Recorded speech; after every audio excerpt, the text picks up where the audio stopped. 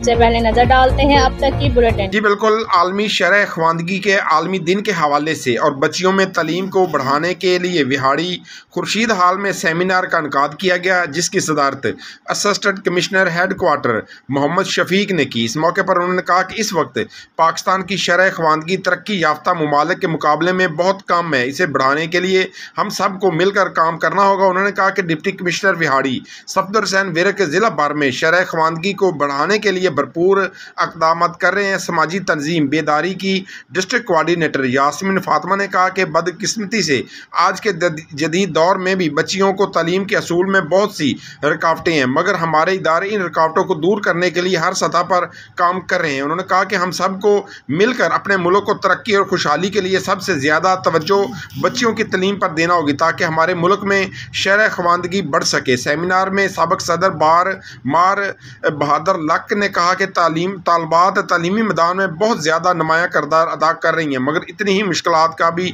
सामना करना पड़ता है। हमारे सरकारी गैर सरकारी इदारे ख़ास तौर पर बच्चियों की तालीम पर ज़्यादा तवज्जो दे रहे हैं। इस मौके पर मिसबाह मास, समाजी रहनुमा उज़मा सलीम, नौशीन मलक, सिदरा हमीद के अलावा दीगर ने भी खिताब किया। सेमिनार में तलबात ने मिली नगमे और टैबलो भी पेश किए। जी कैमरामैन टीम के साथ मोहम्मद शमून नज़ीर, विहाड़ी।